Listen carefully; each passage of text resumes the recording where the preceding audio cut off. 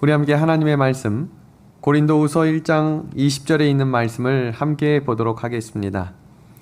하나님의 약속은 얼마든지 그리스도 안에서 예가 되니 그런즉 그로 말미암아 우리가 아멘하여 하나님께 영광을 돌리게 되느니라. 아멘. 오늘 성경 본문에서는 하나님의 약속에 대해서 강조를 하고 있는데 그것이 어디서 이루어진다라고 이야기하고 있냐면 그리스도 안에서 이루어지겠다라고 이야기하면서 그 약속의 말씀을 예라고 이야기하고 있습니다. 다시 한번 정리해드리면 하나님의 약속은 반드시 이루어집니다. 아멘이죠. 근데 그 약속은 어디 안에서만 이루어진다는 거예요? 그리스도 안에서 이루어진다는 얘기입니다. 다른 말로 이야기하면 그리스도 안에서 예가 된다라는 말은 그리스도를 통하여 반드시 성취되겠다는 것입니다. 왜냐하면 우리 예수님이 하나님 되시기 때문입니다. 성경에 예수님의 이름으로 이야기한 모든 약속은 다 이루어졌습니다. 앞으로 성경에 나타난 마지막 몇 가지의 예언도 예수 그리스도 안에서 이루어질 줄로 믿으며 오늘 우리는 약속의 믿음을 가지고 함께 성경을 피겠습니다. 우리 함께 기도하고 오늘 마지막 계시록 공부를 시작하겠습니다. 하나님 우리 아버지, 우리에게 하나님의 약속을 허락하여 주셔서 감사합니다.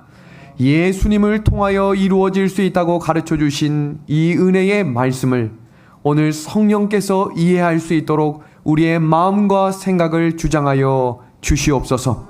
확실한 재림의 약속을 다시 한번 확인함으로 우리 함께 걸어갈 그 끝에 예수님의 하늘나라가 기다릴 수 있도록 인도하여 주시기를 예수님의 이름으로 간절히 기도하옵나이다. 아멘.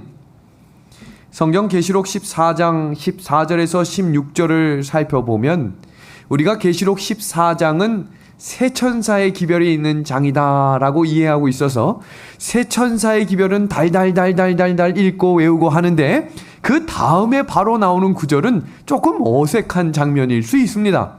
그 장면 한번 보겠습니다. 새 천사의 기별 마지막 구절에 성도들의 인내가 여기 있나니 라고 하는 구절 너무 익숙하죠. 근데 그 다음 구절에 뭐가 나오냐라고 질문하면 많은 분들이 글쎄요 라고 대답을 합니다. 한번 보겠습니다. 또 내가 보니 흰 구름이 있고 구름 위에 사람의 아들과 같은 이가 앉았는데 그 머리에는 금면류관이 있고 그 손에는 이한 낫을 가졌더라. 또 다른 천사가 성전으로부터 나와 구름 위에 앉은 이를 향하여 큰 음성으로 외쳐가로되 내 낫을 휘두르어 거두라. 거둘 때가 이르러 땅에 곡식이 다 익었음이로다 하니 구름 위에 앉으신 이가 낫을 땅에 휘두르며 곡식이 거두어지니이다. 아멘. 무슨 장면이에요? 예수님이 재림하시는 장면이에요. 근데 손에 뭘 들고 오시겠대요? 낫을 들고 오시겠대요. 이게 무슨 장면 같으세요? 추수하는 것입니다. 추수하는 장면. 그럼 뭐가 뿌려져야 추수를 할 수 있습니까? 씨가 뿌려져야 추수가 되는 것입니다. 위대한 농부이신 예수님은 지난 6,000년 동안 이 세상의 밭에 복음의 씨를 뿌리고 가꾸셨습니다. 구약의 4,000년이라고 하는 시간 동안 선지자들과 하나님의 백성들을 통해 복음의 씨를 뿌렸습니다. 어느 때는 피로 뿌려진 씨도 있었습니다. 하나님께서 그 씨를 뿌리게 하셨고 비를 내리셨습니다. 그리고 예수님께서 직접 이 땅에 오셔서 33년 반 동안 복음의 씨를 뿌리셨습니까? 뿌리셨습니다. 그리고 하늘로 승천하신 후에도 교회를 통하여 복음의 씨를 뿌리고 여전히 가꾸고 계신 우리 하나님을 찬양합시다. 그러면 그 추수하기 직전 예수님이 무엇을 들고? 낫을 들고 오신다는 것입니다. 자, 이 그림을 한번 봐주시겠습니까? 조금 작은 것 같지만 믿음의 눈으로 보시기 바랍니다. 추수의 때에 예수님의 재림은 추수의 완성입니다. 예수님은 반드시 다시 오셔서 복음의 농사를 완성시키실 것입니다. 계시록은 그 재림의 약속이 얼마나 확실하고 분명한지에 대한 증거의 책이라는 사실입니다. 계시록 22장 20절은 하나님의 약속입니다. 이것들을 증거하시니가 가라사대 내가 진실로 진실로 속히 오리라 하시거늘. 그 다음 구절이 뭡니까? 아멘. 주 예수여 오시옵소서. 이 말씀은 예수님 안에서 이루어지는 예라는 것입니다. 우리 믿음의 하늘 가족 여러분, 하늘나라 가고 싶으십니까? 우리 방송으로 계신 분들도 지금 하던 일을 멈추고 지금 예배를 드리시는 분들이 많을 텐데 정말 하늘에 꼭 가고 싶으십니까? 그럼 그 하늘나라가 어떻게 생긴지는 알고 계십니까? 우리가 부르는 찬미 중에 금도성 예루살렘이라고 부르는데 거기엔 생명수가 흐르고 영원히 목마르지 않는 물이 흐르는 곳이라고는 들었는데, 그래서 오늘은 이 계시록 말씀과 연결지어서 예수님이 이 땅에 오셔서 정말로 많이 하신 말씀이 있는데 그 말씀은 하늘나라 이야기입니다. 씨 뿌리는 자들의 비유에서도, 예수님이 감추인 자의 보화의 비유에서도 무슨 이야기가 일어난다, 무슨 대화가 일어난다, 예화를 시작한다 보면 대부분 어디랑 연결이 되냐면 하늘나라와 연결이 됩니다. 그래서 천국은 마치라고 하는 이야기가 마태복음에 그렇게 수없이 등장하고 있는 것입니다. 그럼 예수님이 이 땅에 오시기 전 공생애를 하기 6개월 전에 침례 요한이 예수님의 길을 소개하면서 예수님이 오신다라고 말하지 않고 뭐라고 이야기했나 볼까요? 회개하라. 무엇이 가까이 왔다. 예수님이 가까이 오셨다라고 이야기해야 되는데 뭐라고 이야기해요? 천국이 가까이 왔다. 근데 예수님도 사람들에게 가르칠 때 하나님의 나라가 어디 있습니까? 라는 질문에 하나님의 나라는 너희 안에 있다 라고 이야기합니다. 참 이해하고 싶은데 이해하기가 쉬워요, 어려워요?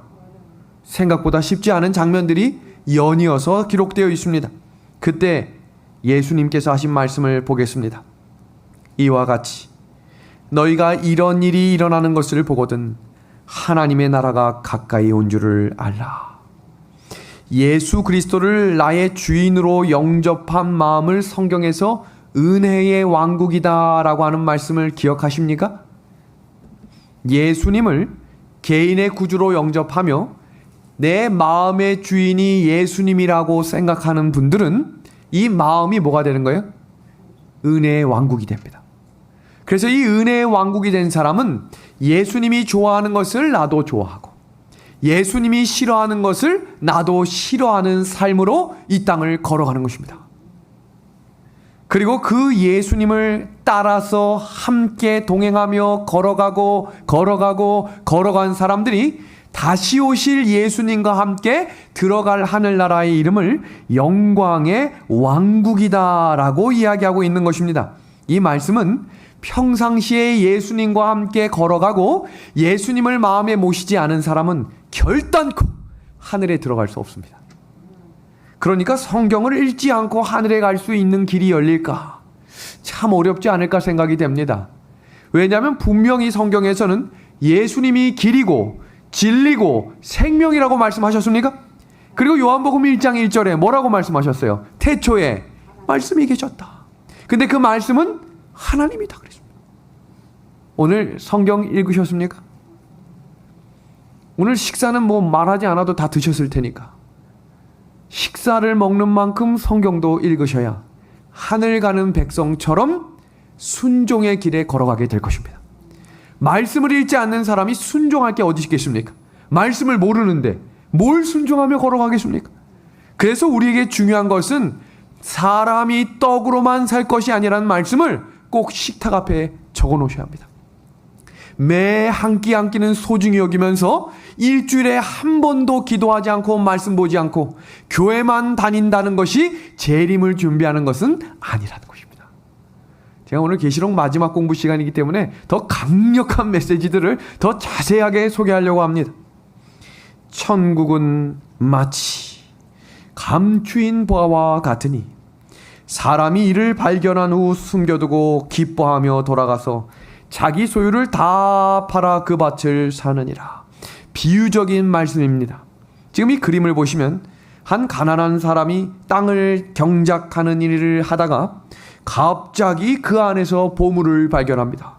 깜짝 놀랐습니다. 그럼 우리가 궁금해할 한 질문이 있습니다. 왜 밭에 보화가 있었냐는 것입니다. 당시에는 은행이라는 곳이 없었기 때문에 부자들이 재산을 감추어두는 방법 가운데 하나가 밭에 보물을 감추는 방법이었습니다. 근데 그 부자가 갑자기 죽거나 투옥되거나 귀양살이를 하는 일들이 있으면 그 보물이 그 자리에 있는 것을 아무도 모르는 것입니다. 오랜 세월이 지난 후에 그 땅을 경작하던 소장농이 그 보화를 발견했을 경우에 이제 그 땅의 주인은 거기에 보화가 있는지를 모르기 때문에 금방 달려가서 제가 이 땅을 사겠습니다 하면 그 땅 주인이 뭐라고 이야기하겠어요? 이렇게 안 좋은 땅을 왜 사려고 하냐라는 질문과 함께 너가 돈이 어딨냐라고 묻겠죠. 그러나 그 사람은 모든 것을 동원하여 그 보화를 사겠다라는 이야기를 천국은 마치 감추인 보화와 같다라는 말을 했습니다. 자, 이 내용을 좀 해석하겠습니다. 감추인 보화를 발견한 사람은 진리의 보화를 우연히 발견한 사람들을 대표하는 것입니다. 이것을 가지고 논쟁할 필요가 전혀 없어요. 그것이 남의 건데 그것을 왜 훔치는 이게 아니에요. 여기서 이야기하는 핵심은 그 보화가 발견되었다라는 것은 복음의 진리를 깨달았다라는 것을 가르쳐 주시기 위한 비유였습니다. 그런데 여기서 세 가지 현재형 동사가 나오는데 그 동사를 주목하셔야 합니다. 첫 번째, 돌아가서라는 단어와 다 팔아라는 단어와 샀느니라라는 단어입니다. 이 단어는 절대적인 가치 앞에 상대적인 가치들을 단호히 거부할 줄 아는 용기를 가진 진리를 추구하는 사람의 모습임을 강조하고 있습니다. 이사야 55장 1절과 계시록 21장 6절은 돈 없이 값 없이 가는 곳이 천국이라고 이야기했습니다. 그리고 본문에서 이야기한 모든 소유를 다 투자한다라는 말은 마태복음 19장 21절과 22절에 우리가 갖고 있는 것은 아무것도 하늘 가는 것에 도움이 안 된다라는 것을 강조하는 것입니다. 이것과 반대되는 사람이 바로 부자 청년입니다. 가진 것은 많았지만 그것이 하늘나라보다 귀하다고 여겼기 때문에 나중에 라고 하는 그 단어로 그 사람은 하늘의 영생을 포기한 사람으로 기록되고 있는 것입니다. 히브리서 4장 12절의 말씀, 너무나 유명한 말씀인데 오늘 우리에게 굉장한 사실을 강조하고 있는 구절입니다. 첫 구절 같이 한번 읽어주시겠습니까? 하나님의 말씀은 시작. 하나님의 말씀은 살아있고 활력이 있어 됐습니다. 활력이 있다라는 말은 운동력이 있다는 얘기예요. 오늘 이 말씀을 정확히 이해하셔야 돼요. 예배자는 교회에 오는 사람이 예배자가 아니에요. 많은 분들은 화요일 예배에 드리고 화요일 예배 시간에 하늘에서 비가 내리고 번개 칠 때 하늘을 예수님이 이 땅에 오신다라고 하는데 그건 성경 어디에도 나오지 않았어요.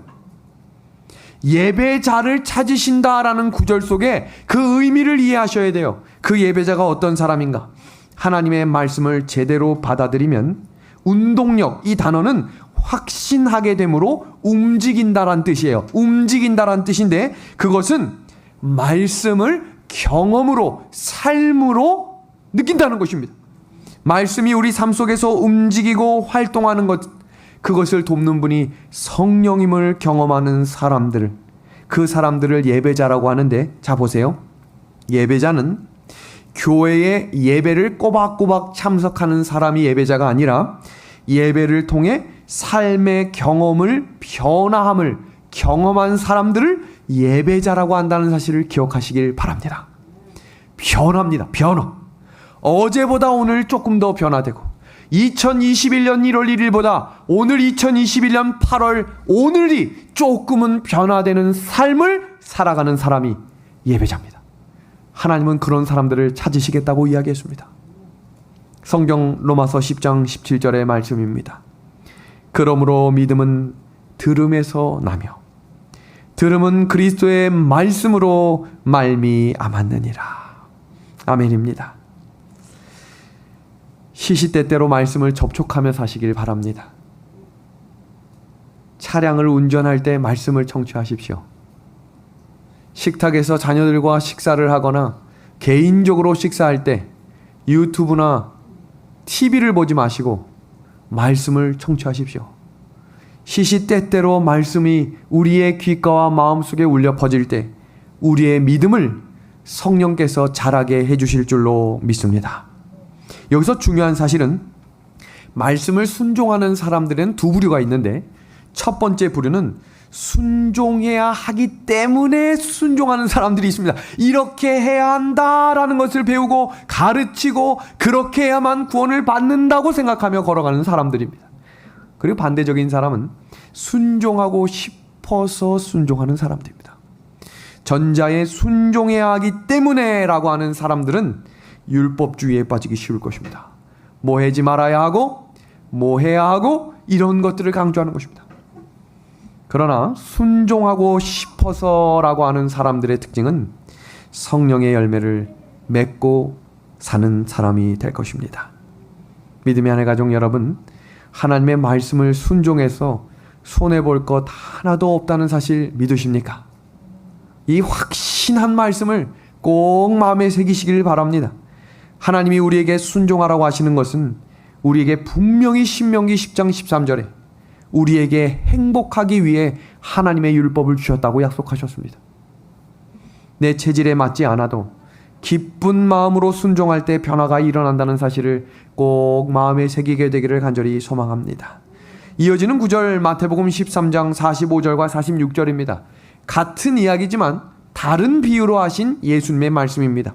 또 천국은 마치 좋은 진주를 구하는 장사와 같으니, 아까는 감추인 보화였다면 이제는 좋은 진주를 구하는 장사라고 이야기하면서 극히 값진 진주 하나를 발견하며 가서 자기의 소유를 다 팔아 그 진주를 샀다라고 이야기합니다.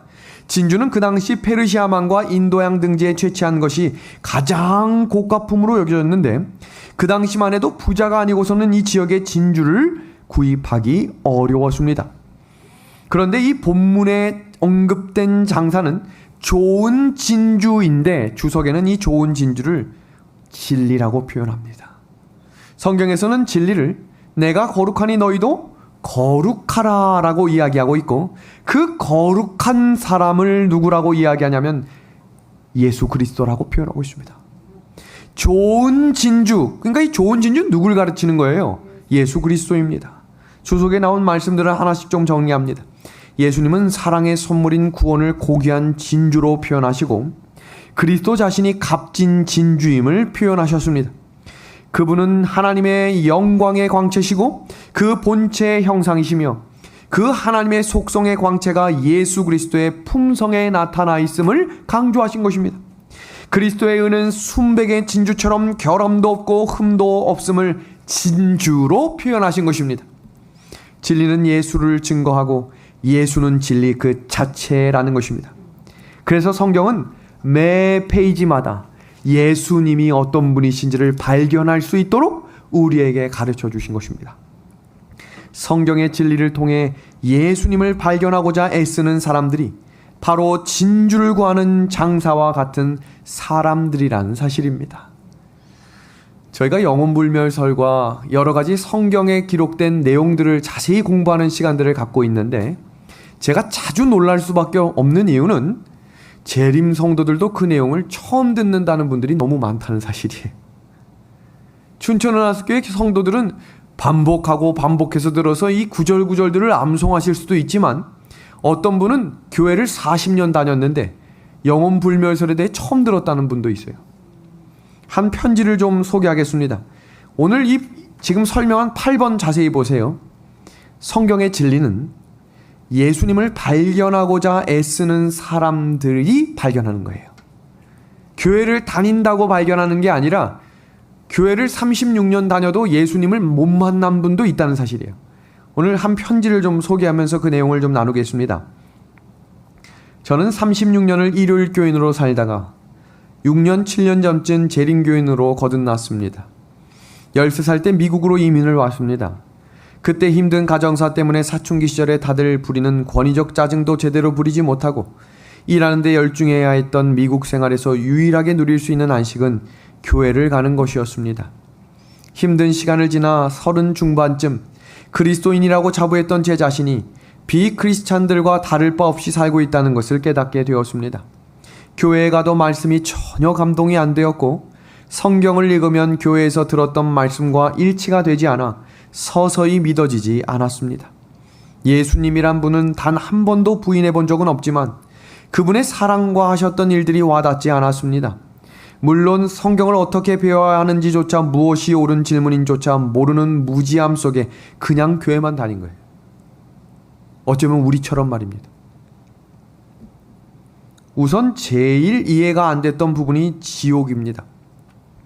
사랑하신다면서 그래서 지으시고 생명까지 주셨다면서 복수의 예수님으로 묘사되는 지옥의 부분이 가장 믿음의 걸림돌이 되었습니다.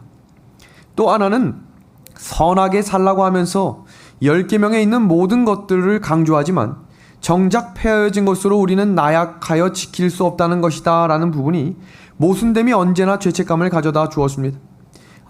지켜야 되는데, 차라리 이거 지켜야 되는데 라고 말해주면 좋으련만 폐해진 거니까 예수님만 의지하고 그분이 다 해결해 주신다고 하는데 제 삶에서 그런 경험을 못하니 당연히 안 믿어지는 거지요. 지금 이 구절을 보시면 재림교회를 30년 넘게 다녔지만 재림교회 교리를 정확히 모르고 교회를 다니는 거예요.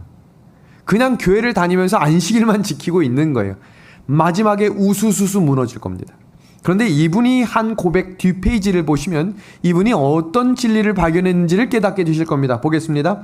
한마디로 머리로 전혀 이해 없이 성경을 모르니 감정으로 믿어야 되는데 안 믿어지는 내 자신이 한심하고 불같은 성령도 못 받고 정말 재림교회에서 늘 지적하는 모든 문제를 제가 다 가지고 있었습니다. 궁금했지만 한 번도 배워보지 못했던 예언서들을 공부하고 지금도 목사님의 강의를 들으며 배우고 또 배우고 있습니다.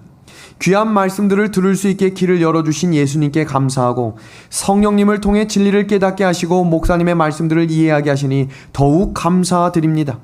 진리를 보여달라고 했던 제 기도의 진심을 알아주신 것 같습니다. 성경을 이해하게 하시더라고요. 진리를 찾고자 하는 갈급한 심령을 가진 자들은 성령께서 진리를 찾게 해 주실 것입니다. 이어지는 구절입니다. 전심으로 알고 싶어하는 자에게 반드시 옳은 길로 인도하심을 저는 경험했습니다.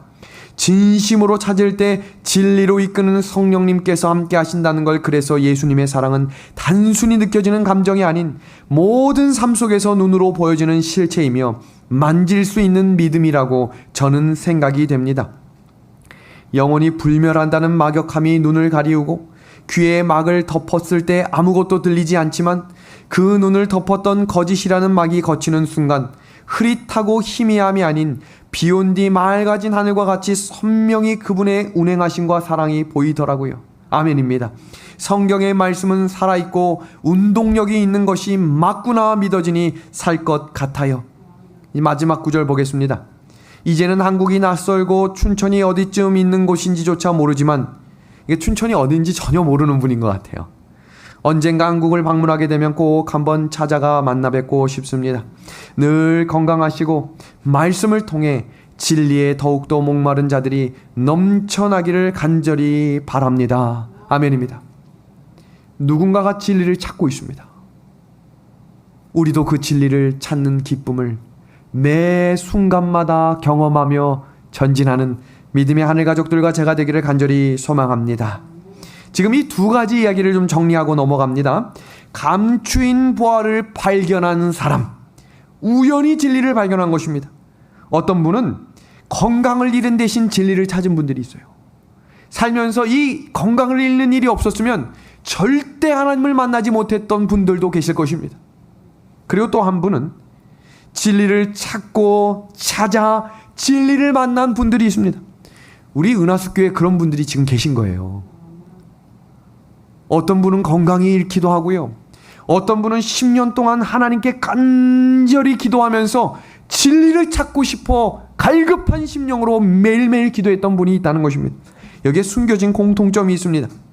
이 두 분의 공통점은 진리를 따라 순종하고자 하는 양심이 끊임없이 성령님을 통해 인도함을 받았다는 것이고, 드러난 공통점은 둘 다 소유를 다 뭐 했다고 했습니까? 다 팔았다고 했습니다. 이것은 내가 가진 것을 다 드린다는 것은 재물을 판다라는 게 아니라 모든 것을 드리겠다. 순교자의 신앙으로 전진하라라는 말씀입니다. 믿음의 하늘 가족 여러분, 여기 이 말씀을 한번 봐주시겠습니까? 이어지는 구절입니다. 또다시 천국에 대한 이야기입니다. 또 천국은 마치 바다에 치고 각종 물고기를 모는 그물과 같으니 그물에 가득함에 물가로 끌어내고 앉아서 좋은 것은 그릇에 담고 못된 것은 뭐 한다고 되어 있어요? 내버리는 거예요.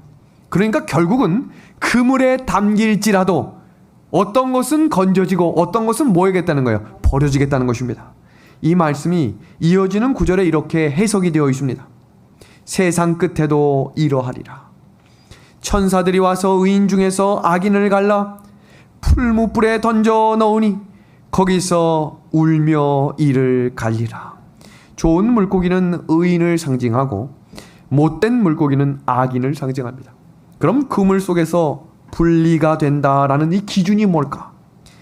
자기의 소유를 다 팔 수 있느냐 없느냐라는 것입니다. 우리 믿음의 하늘 가족 여러분, 내가 가진 것 모든 것을 다 팔더라도 하늘에 가실 준비 되셨습니까?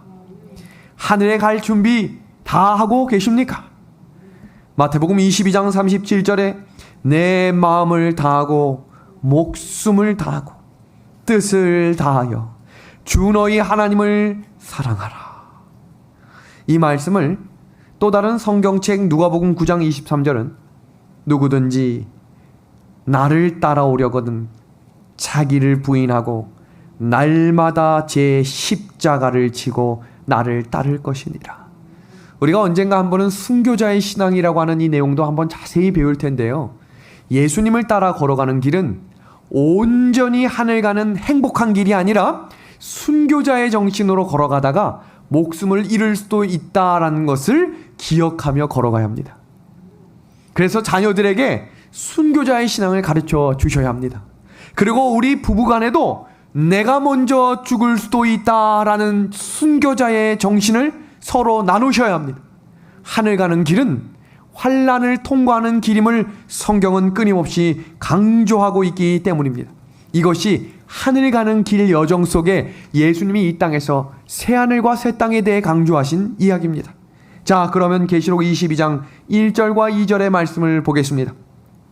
또 그가 수정같이 맑은 생명수의 강을 내게 보이니 하나님과 민 어린 양의 보좌로부터 나와서 길가로부터 흐르더라. 강 좌우에 생명나무가 있어 하늘에 가면 선악과는 없지만 무엇은 있다라는 거예요. 생명나무는 있을 것입니다. 12가지 열매를 맺되 달마다 그 열매를 맺고 그 나무의 잎사귀들은 만국을 치료하기 위하여 있더라. 이 장면은 하늘에 가자마자 있는 장면입니까? 아니면 천년기가 지난 이후에 이 땅에 내려온 새하늘과 새 땅입니까? 후자입니다. 후자예요.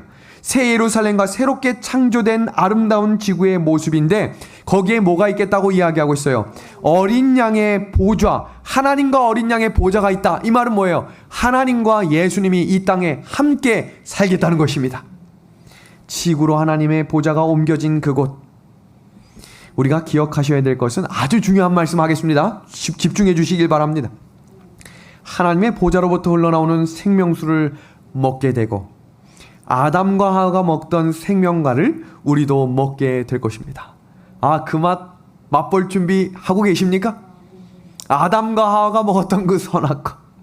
그런데요, 하늘에서의 생명수와 생명과를 먹을 성도들은 이 땅에서 먼저 생명수와 생명과를 먹는 경험을 해야 한다는 거예요. 이게 무슨 말인가? 이 땅에서 생명수 먹고 계십니까? 이게 무슨 말이야? 이 땅에서 생명과일 먹고 계십니까? 성경에서 이렇게 이야기했습니다. 요한복음 6장 57절과 63절입니다. 나를 믿는 자는 영원히 목마르지 않겠다. 이게 무슨 말이에요? 예수님이 생명수 주시겠다는 말씀입니까? 영원히 목마르지 않겠다고 했죠. 또 다른 말씀입니다. 계시록 2장 7절입니다. 생명나무의 열매를 주어 먹게 하겠다. 이 땅에서 예수님을 경험하지 못한 분은 하늘에 못 갑니다. 이건 확실합니다. 예수님이 우리 가정에 거하고 계십니까? 예수님이 지금 내 마음에 거하고 계십니까? 주저없이 아멘할 수 있도록 하나님께 간구하십시오. 하나님이 내 마음의 주인이 되시도록, 예수님과 함께 걸어가고 있음을 매일 매 순간 느낄 수 있도록 경험하셔야 생명수와 생명과를 맛보는 사람으로 하늘에 가서 그 맛을 경험하게 될 것입니다. 계시록 22장 이어지는 구절은 그 내용을 이렇게 강조합니다. 보겠습니다.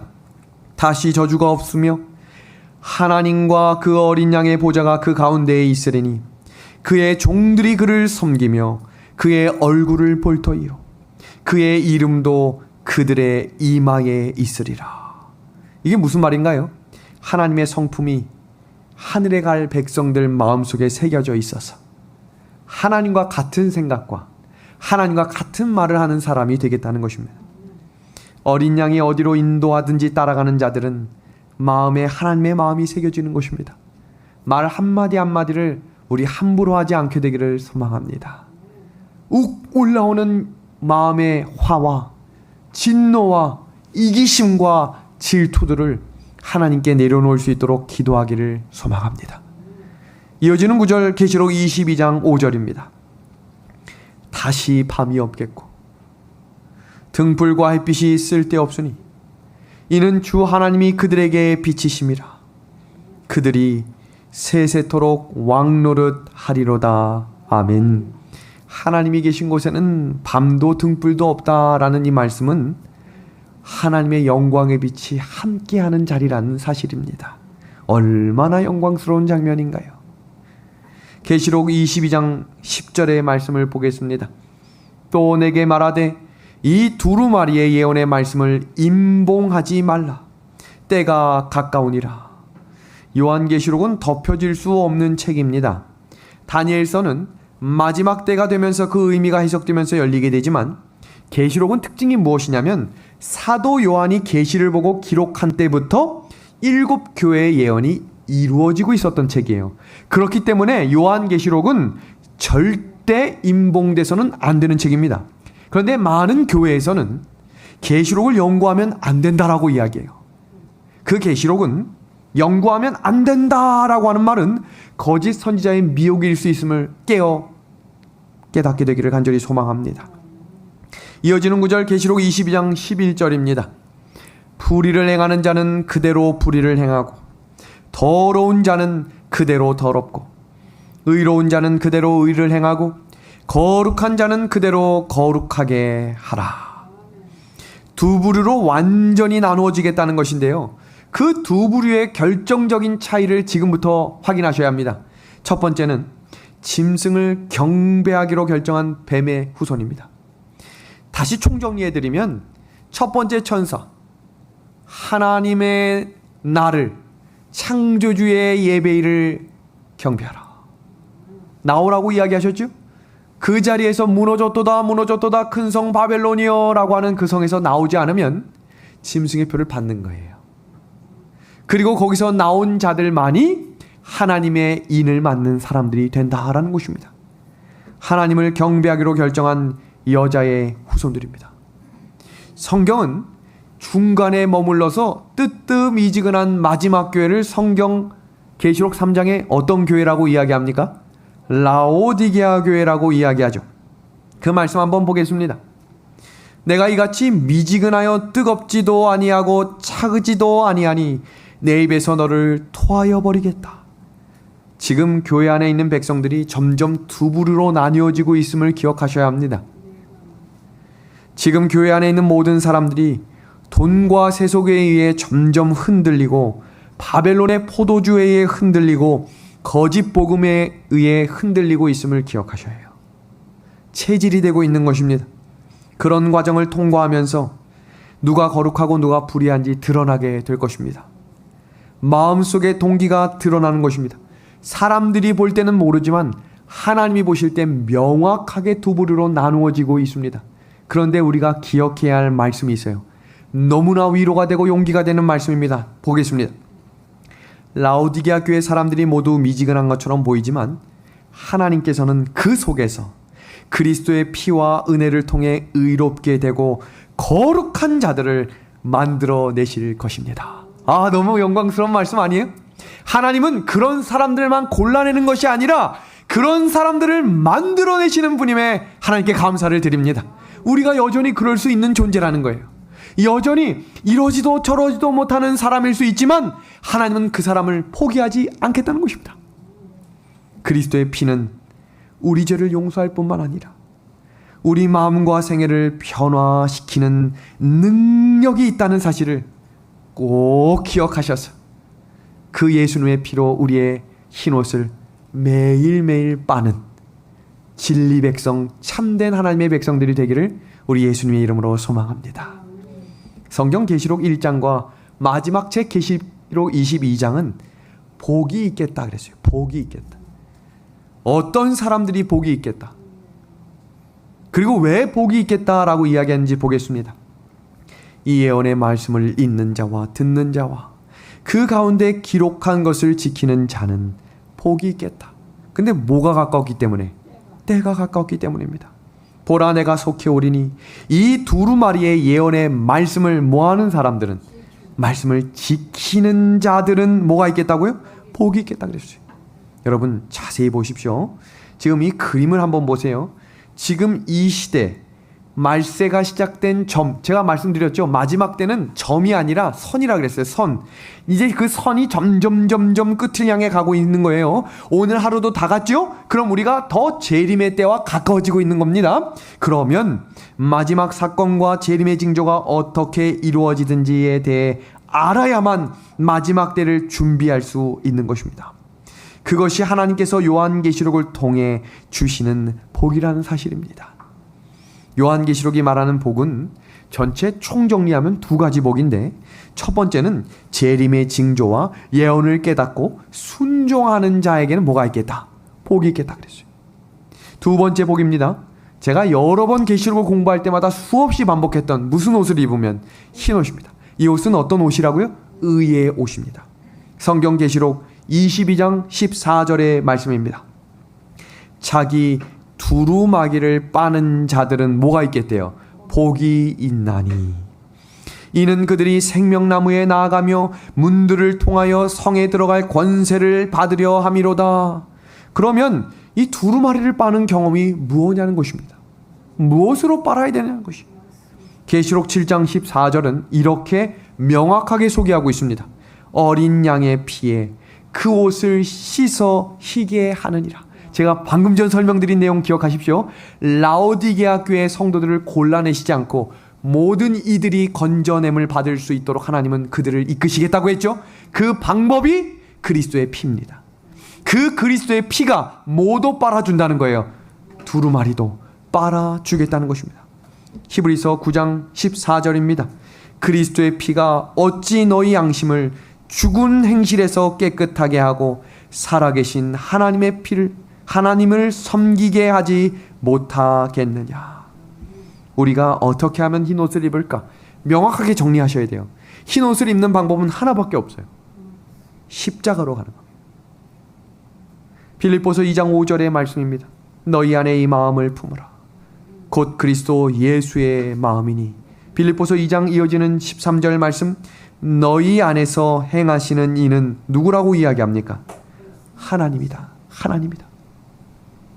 성경 계시록 19장 8절에 그 말씀을 기억해서 읽어보겠습니다. 그에게 빛나고 깨끗한 세마포 옷을 입도록 허락하셨으니 이 세마포 옷은 성도들의 뭐라고 되어 있습니까? 옳은 행실이다. 정리하겠습니다. 혼인 예복은 예수 그리스도께서 입혀주시는 옷이고, 그것을 계시록 19장 8절에는 성도들의 뭐라고 되어 있습니까? 옳은 행실이며, 그것은 어떻게만 얻을 수 있다? 회개에 합당한 열매로 얻는 것인데, 킹 제임스 버전에서는 그것을 성도들의 옳은 의라고 표현하고 있는 것입니다. 지금 이 장면을 좀 주목해서 봐주시기 바랍니다. 그리스도인 신앙에서 가장 중요한 것이 무엇냐고 누군가가 묻거든 이렇게 대답하셔야 돼요. 예복을 입는 경험이에요. 왜냐하면 하늘에 들어갈 모든 백성들은 이 예복을 다 입고 있기 때문이에요. 그 어떤 신앙보다 흰 예복을 입는 신앙이 우리에게 가장 중요합니다. 그렇다면 이 옷은 어떻게 맺는 것인가? 회개의 열매로 맺는 것입니다. 바로 이것이 구원과 멸망의 결정적인 차이인데, 그리스도께서 주시는 의의 옷은 성령의 음성에 굴복하는 마음을 의미하는 것입니다. 회개라는 것은 죄를 슬퍼하는 게 아니라 죄를 떠나는 거예요. 이 정의를 정확히 이해하셔야 돼요. 내가 눈물을 흘렸다고 해서 죄를 회개한 것이 아니라 반복되는 죄를 끊어내는 것입니다. 먹지 말아야 할 음식들, 하지 말아야 할 행동들, 내가 불순하게 갖고 있는 반복적인 생각들을 뭐 해내야 돼요? 버려야 합니다. 끊어내야 합니다. 성령께서 우리의 양심에 호소하는 그 은혜의 시기를 끝나기 전에 그것을 버려야 합니다.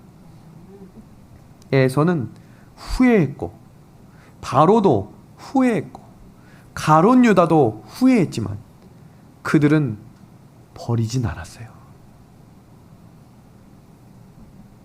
영감의 글입니다. 이 모든 사람들은 죄의 결과를 슬퍼했으나 죄 자체를 슬퍼하지 않았다. 우리가 하나님의 성령의 감동에 굴복할 때 양심이 각성된다. 이 표지판 뭔지 아시죠? 유턴입니다. 유턴. 하나님을 경외하는 자리로 돌아오게 하는 회개입니다. 회개를 위한 필요한 경험은 영감의 글은 이렇게 이야기합니다. 하나님께 대한 충성심이 흔들리도록 마음이 허용돼서는 안 된다. 그리스도를 통하여 그들의 행복해질 수 있으며 또한 행복해져야 하고 성령께 자신을 굴복시키는 자제의 습관도 가져야 한다. 그럼 이렇게 질문할 수 있겠죠, 목사님. 그럼 어떻게 회개의 열매를 맺을 수 있는 훈련이 되는 것입니까? 지금부터 그 세 가지 원리를 좀 소개하겠습니다. 첫 번째는 말씀을 매일매일 읽는 거예요. 우리 말씀을 매일 읽겠다 결심하시는 분들 아멘 합시다. 정말 중요하죠. 회개의 열매를 맺어야 의의 옷을 입을 수 있는데 그 회개의 열매를 시작하는 첫 단계가 말씀을 읽는 거예요. 말씀을 읽으면 성령이 죄에 대한 분별력을 주고 말씀이 우리 마음에 쌓이기 시작하면 반복적으로 짓던 죄들을 미워하게 하겠다 그랬어요. 미워하게. 두 번째는 기도입니다. 성령께서 나를 지배하실 수 있도록 기도하며 하루를 시작하시고 매 순간마다 차를 타서 기도하시고 직장에 도착해서 기도하시고 직장일이 끝나고 기도하시고 집에 도착해서 기도하시고 잠들기 전에 기도하셔서 하루 3번 밥 먹기 전에만 눈 깜빡이며 기도하는 것 중단하시고 이제 기도하는 일들이 우리의 삶의 품성이 될 수 있도록 훈련하기를 바랍니다. 그리고 성령께서 인도하시는 대로 선행을 하는 것입니다. 오늘 하루 살면서 누군가를 돕는 일 하셨습니까? 그 일이 있어야 의도적으로 하지 않아도 우리의 삶이 양보와 배려와 정직한 일이 될 수 있도록. 제가 교제하고 있는 여러 장로교인들과 이렇게 대화를 하다 보면 제가 어제는 만나서 뭘 물었냐면 가운이 뭔지를 물어봤어요. 가운. 집에 가운이 뭡니까? 물었더니 한 분이 이렇게 얘기를 하는 거예요. 우리 집의 가운은 제가 너무 감동받았는데 주 안에서 바르고 성실하라. 그랬더니 옆에 있는 한 분이 뭐라고 하냐면 우리랑 가운이 같네? 그러는 거예요. 그러니까 이분의 가운은 뭐라고 했냐면 우리 집 가운은 정직, 성실, 배려래요. 그랬더니 이분이 뭐라고 이야기하냐면 전혀 다르지 그래요. 그래서 제가 의아했어요. 제가 듣기도 아주 비슷한데 뭐가 다르지? 무엇이 다른가? 주 안에서란 단어가 없다는 거예요. 제가 그걸 들으면서 뭘 느꼈냐면 이분이 뭐라 하냐면 조폭도 성실할 수 있다는 거예요. 도둑질하는 도둑놈도 성실하다는 거예요. 주 안에서 성실하지 않으면 그것이 더 죄를 개발할 수 있게 만드는 성실이 될 수 있다는 걸 듣고 깜짝 놀랐어요. 그렇습니다. 우리 집의 가운이 무엇입니까? 우리 가족이 한 자리에 모였을 때 뭐가 가장 우선순위의 가치관이십니까? 주 안에서 있는 것. 그것이 우선순위의 가치관이 되는 그 일이 우리가 죄로부터 보호받는 시작임을 기억하셔서 회개의 열매가 우리 가정의 의의 열매로 맺혀지는 믿음의 하늘 가족들이 되기를 우리 예수님의 이름으로 소망합니다. 디모데전서 4장 5절의 말씀입니다. 다 같이 한번 읽어볼까요? 하나님의 시작. 하나님의 말씀과 기도로 거룩하여 지민이라. 아멘. 그러니까 이거예요. 성경을 마음에 새기고 시간이 날 때마다 성경을 읽는 분들이 되면 좋겠습니다.